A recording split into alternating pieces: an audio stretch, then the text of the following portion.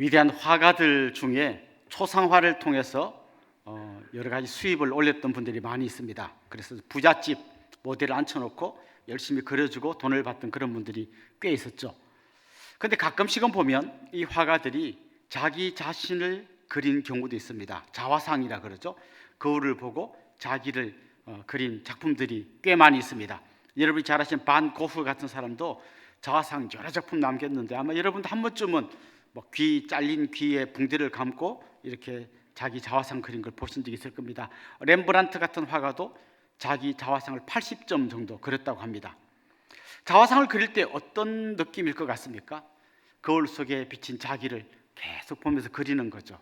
많이 늙었구나, 고생했다, 이런 얘기도 할 거고, 또 여러 가지 그 얼굴 속에 담긴 자기 인생의 여러 가지 이야기들을 떠올리면서 아마 그림을 그릴 겁니다. 근데 요즘은 이 자화상을 대체할 신통망통한 게 나왔습니다. 바로 셀카라고 하는 겁니다. 그렇게 몇 시간 그릴 것 없이 탁 들고 누르면 1초 만에 내 얼굴을 찍을 수 있습니다. 셀카를 찍는 분은 이렇게 자화상을 그리는 사람처럼 이렇게 자기 얼굴을 보면서 깊이 생각하고 아이고 고생 많았구나 이런 생각 없이 그냥 탁 찍으면 바로 나옵니다. 한 장 찍는 분은 잘 없습니다. 보통 셀카는 이렇게 찍고 이렇게 찍고 이렇게 찍고 이렇게 찍고 여러 장 찍은 다음에 그중 이렇게 보고 제일 잘 찍힌 거를 딱 골라서 자기 프로필 사진으로 씁니다. 그런데 요즘 보면 또 이걸 찍은 다음에 바로 프로필 사진으로 쓰는 게 아니라 보정을 합니다. 옛날에 보정하려면 이 포토샵 아주 전문 프로그램을 다룰 줄 알아야 되는데 요즘은 그냥 핸드폰 앱에서 다 할 수 있습니다. 얼굴을 뽀샤시하게 해서 주름살도 없애고 티나 잡티 다 지우고 요까지는 괜찮은데요. 이제 보니까 눈 크게 이런 게 있더라고요. 그거 누르면 눈이 커져요 이렇게. 그리고 턱을 뾰족하게 이거 누르면 턱이 아주 갸름해집니다. 그렇게 딱 다 보정한 다음 보면 내가 봐도 너무 이뻐요. 그래서 이걸 프로필 사진으로 써죠. 근데 부작용이 있습니다. 다른 사람이 못 알아본다는 부작용이 있습니다. 그 친구가 이렇게 전화하죠. 야, 프사의 그 프로필 사진에 그 나오는 그 사람 네 동생이냐? 이런 네하고 꼭 닮았더라.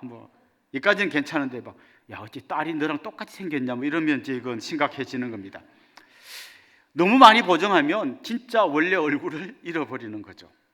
오늘 읽은 이 성경 말씀을 보면요, 이와 비슷한 얘기가 나옵니다. 하나님께서 이스라엘 백성들에게 하나님의 말씀을 따라 살려고 시내산에서 모세를 통하여 율법을 주셨습니다. 그 율법을 받아서 이제 율법을 지키면서 살면 되는 거예요. 그런데 율법을 지키려고 하니까 사람들이 몇 가지 궁금한 것들이 있기 때문에 어떻게 하면 잘 지킬까 이렇게 질문하면 자꾸 여기다 이렇게 팁을 주다 보니까 그 율법 말고 거기에 덧붙인 전통들이 더덕더덕 붙어가지고 나중에는 이 전통하고 율법이 뒤섞여서 원래 하나님의 말씀이 뭔지는 온데간데 없고 그냥 거기 덧붙인 전통이 율법을 대체하는, 그리고 그게 마치 진짜 하나님 주신 말씀인 것처럼 그렇게 이야기하는 경우가 많이 있었다는 거죠. 마치 이 후보정을 너무 많이 한 것처럼 율법을 너무 많이 바꾸어 나와가지고 진짜 하나님의 말씀이 어떤 건지를 보기가 어렵게 되었다는 거죠. 예를 들면 이런 겁니다. 안식일을 기억하여 그렇게 지키라 했는데 안식일을 어떻게 해야 되죠? 아무 일도 하지 말고 쉬어라. 그럼 질문이 생긴단 말이죠. 그럼 어디까지가 일이고 어디부터가 일이고 어디까지가 쉬는 거지고 구분이 애매하단 말이죠. 여기 좀 걸어가는 거는 괜찮은가요? 한두 발자국 괜찮지. 그럼 10발자국은요? 그것도 일로 보기는 어렵지 않을까? 그럼 20발자국은 한 1km 좀 걸으면, 그럼 어느 날 랍비가 정해주는 거예요. 한 2km까지는 걸어도 되고 그 넘어가면 그 일로 친다. 뭘 드는 건 어떻습니까? 처음에는 이런 컵도 못 드나 이것도 일인가요? 그건 일 아니지. 그럼요. 그 무게를 정해줍니다. 이러다 보니까 이제 예수님 때까지 한 1500년 세월이 흐르는 동안 수많은 전통들이 붙어가지고 이제 이거 안 지키면 마치 하나님의 말씀 안 지키는 것처럼 그렇게 완전히 딴 얼굴로 바뀌어졌다는 거죠. 그리고 자기들이 만든 이 전통이 하나님의 말씀 율법하고 같은 위치로 올라와가지고 그것 가지고 다른 사람을 판단하고 정지하는 그런 자리에까지 가게 됐다는 겁니다. 제가 어릴 때는요, 주일 성수에 대해서 이런 가르침을 많이 받았던 것 같아요. 주일은 언제부터 언제까지 지켜야 되는가 하면 밤 12시부터 밤 12시까지 지켜야 된다. 그래서 고3 학생들이 이렇게 토요일 날 공부하다가 딱 12시가 되면 딱 그만하고 잤습니다. 그리고 주일날은 또 쉬어야 되니까 공부 안 하고 그냥 있으니까 마음이 불안하니까 한 9시부터 자는 거죠. 이렇게 자다가 알람 맞춰놓고 12시 땡 하면 일어나가지고 이제 월요일이니까 지금부터 공부하는 거죠. 저는 원래 공부를 안 했기 때문에 이런 적이 없습니다만은 이게 주의를 잘 지키는 거라는 가르침은 많이 받았던 것 같아요. 그런데 여러분, 12시부터 12시 이건 어디에서 나오는 걸까요? 사실 유대인들이 안식일을 지킬 때는 토요일이 안식일이었는데 그게 12시부터 12시까지 아니었거든요. 금요일 날 해질 때부터 토요일 해질 때까지가 안식일이었거든요. 그럼 주일이 12시부터 12시까지인 거는 누가 정한 걸까요? 성경에서는 말하지 않는데 아마 누군지 모르지만 누군가가 말했을 거예요. 그런데 그게 마치 성경 말씀인 것처럼 많은 사람이 그대로 해야 되고 안 하면 손가락질 받는 그런 때가 있었다는 거죠. 우리가 이 정도니까 유대인들은 얼마나 심각했겠습니까? 그들 안에 굉장히 많은 율법의 다른 것들이 붙어가지고 진짜 하나의 말씀이 뭔지 구분하기가 어렵다는 거죠.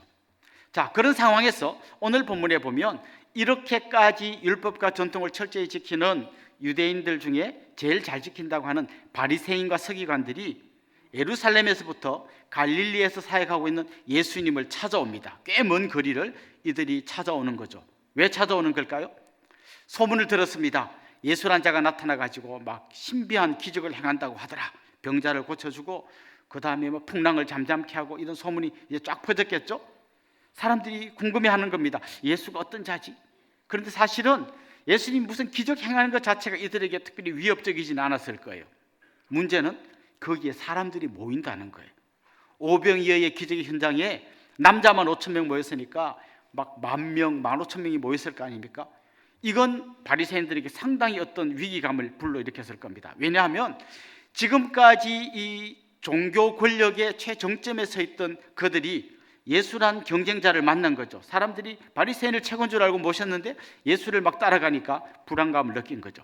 그래서 예루살렘에서부터 갈릴리까지 예수님을 찾아옵니다. 찾아온 중요한 이유는 뭔가 하면 보나마나 이 예수는 문제가 많을 거다. 이걸 흠집을 내려고 찾아온 거죠. 딱 찾아왔는데 대번 보여요. 대번 딱 흠집이 보이는데 문제가 보이는데 뭔가 하면 밥을 먹는데 손을 안 씻고 먹는 거예요.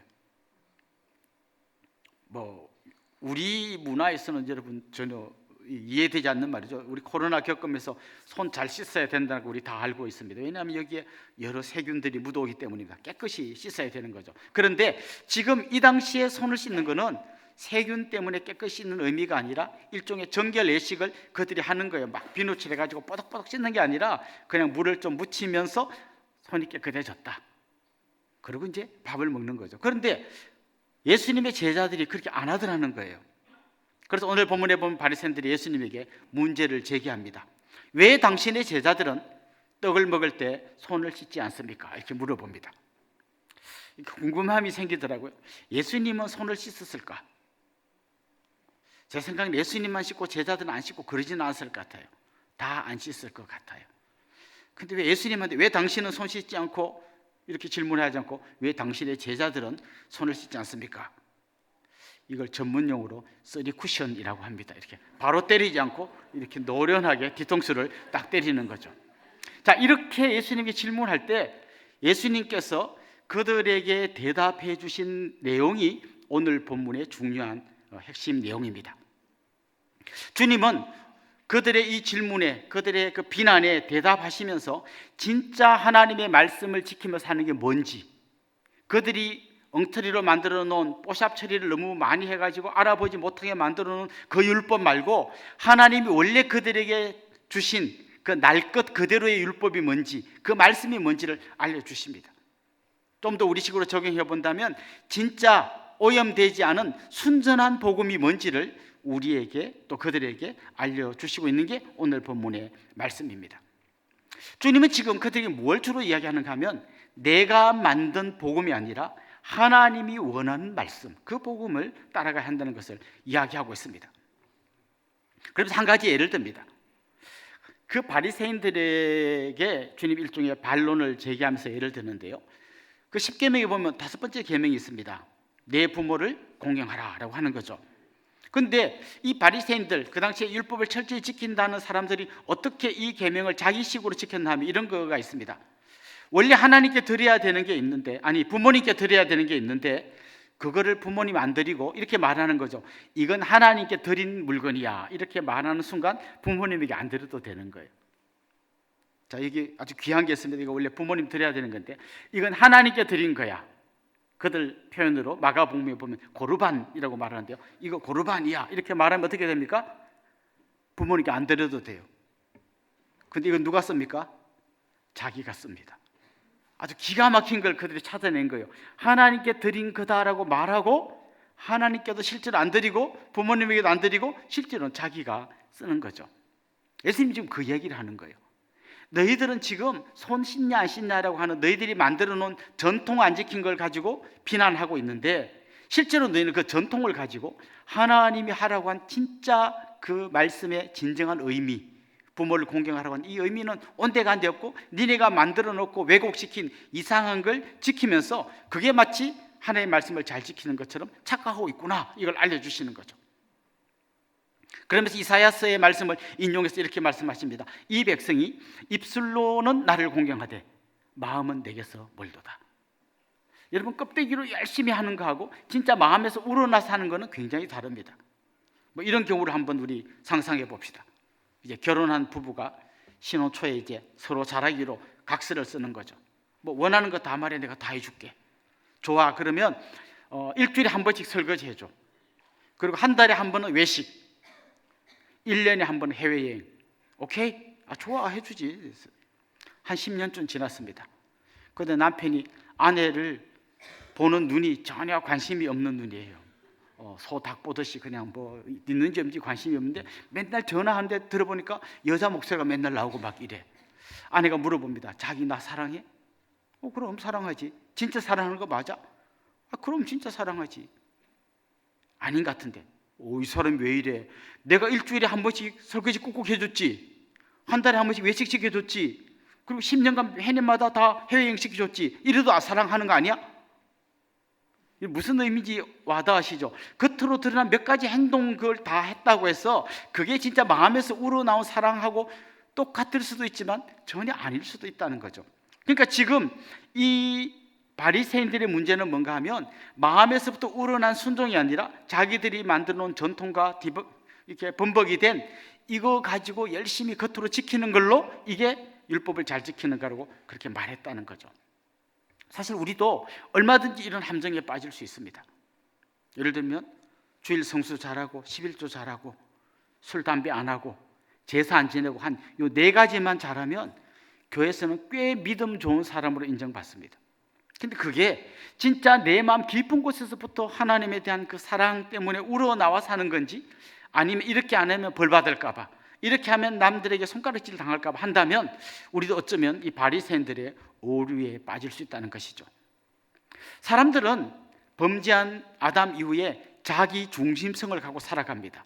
어떤 말을 들으면 자기가 해석하고 싶은 대로 해석합니다. 자기가 듣고 싶은 대로 듣습니다. 마치 어린아이들이 엄마가 맛있는 음식을 이렇게 잘 영양가 있게 해주면 딱 가려내죠. 콩 안 먹고 채소 안 먹고 다 가려내고 요만큼 먹습니다. 너 그거 먹고 어떻게 살래? 걱정하지 마십시오. 이것만 먹고 사는 게 아니라 또 나가서 친구들하고 불량식품을 먹습니다. 자, 이렇게 먹고 사는 거죠.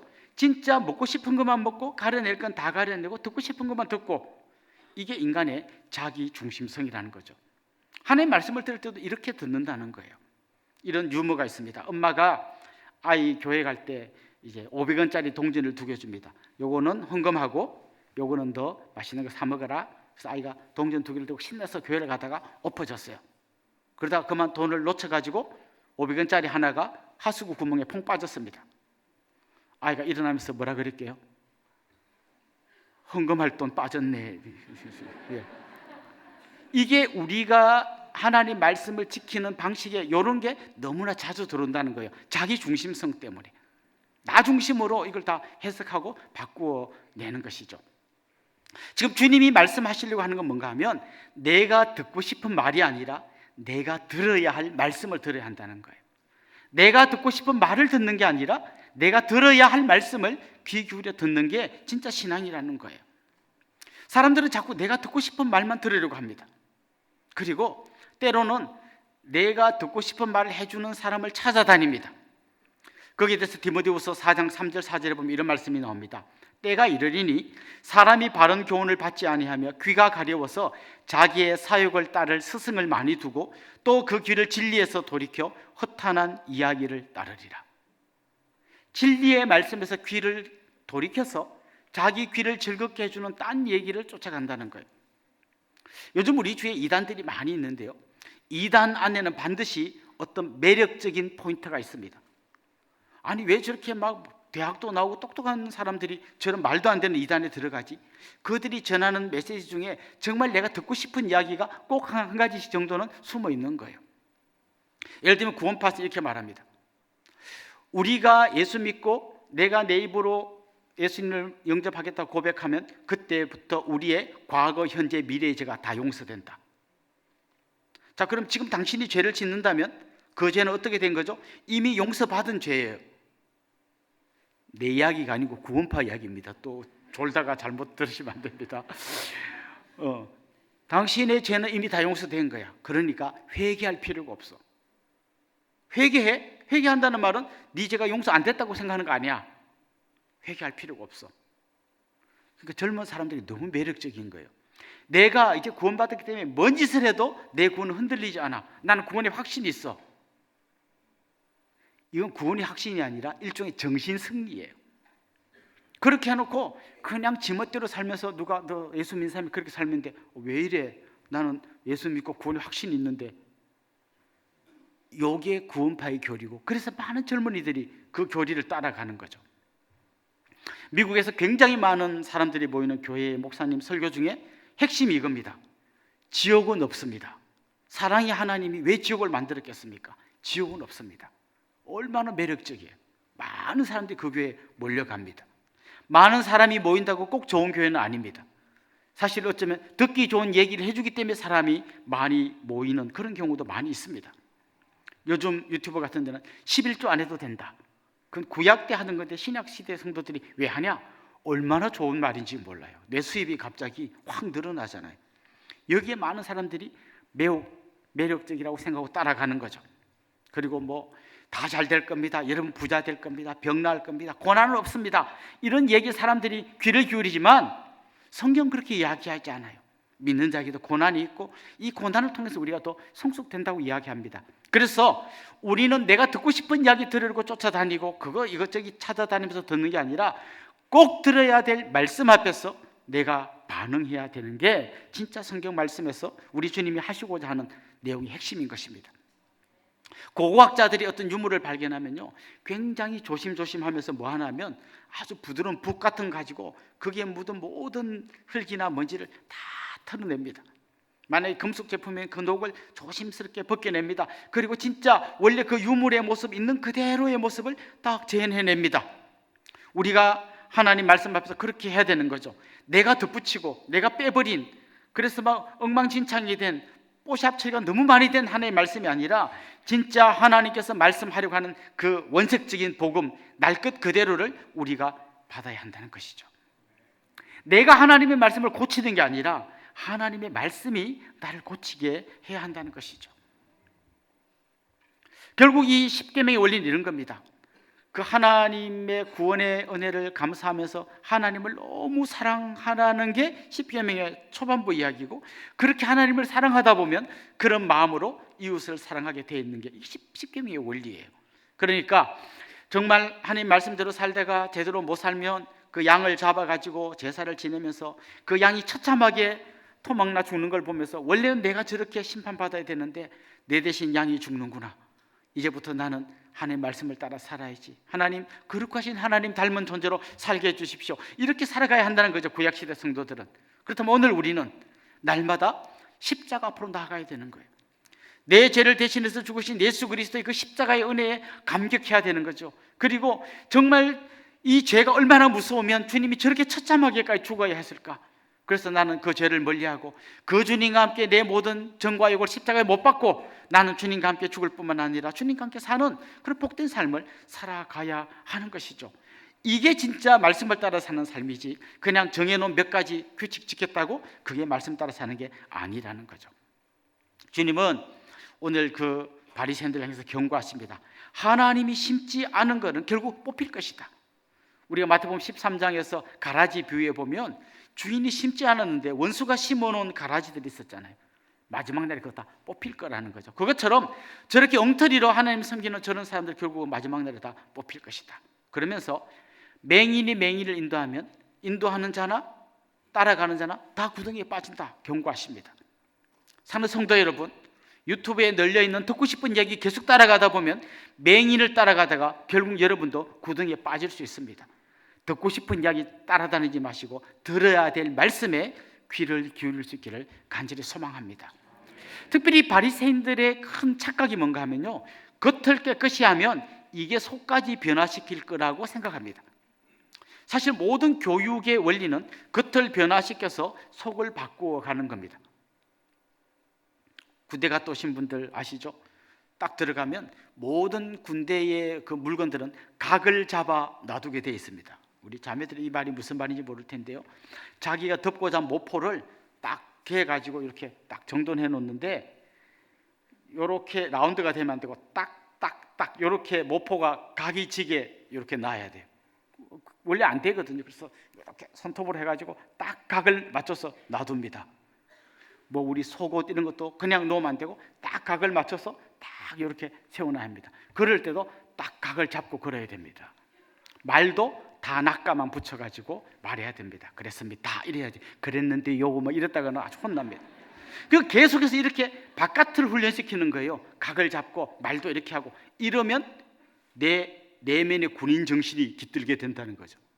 실제 효과가 좀 있습니다. 근데 이 유대인들이 율법을 지키는 게 주로 이런 거예요. 이렇게 바깥에서 내가 뭘 하면 내 속이 깨끗해질 거라는 거예요. 정결 예식을 행하고 먹기 전에 손 씻고 이런 거 잘하면 내 속이 깨끗해질 것처럼 그들은 이야기합니다. 그러나 주님은 정반대로 말씀하세요. 겉을 깨끗게 만들어서 속을 변화시키는 게 아니라 속에서부터 변화가 일어나서 겉으로 나와야 된다는 거예요. 전혀 다르게 접근하는 거예요.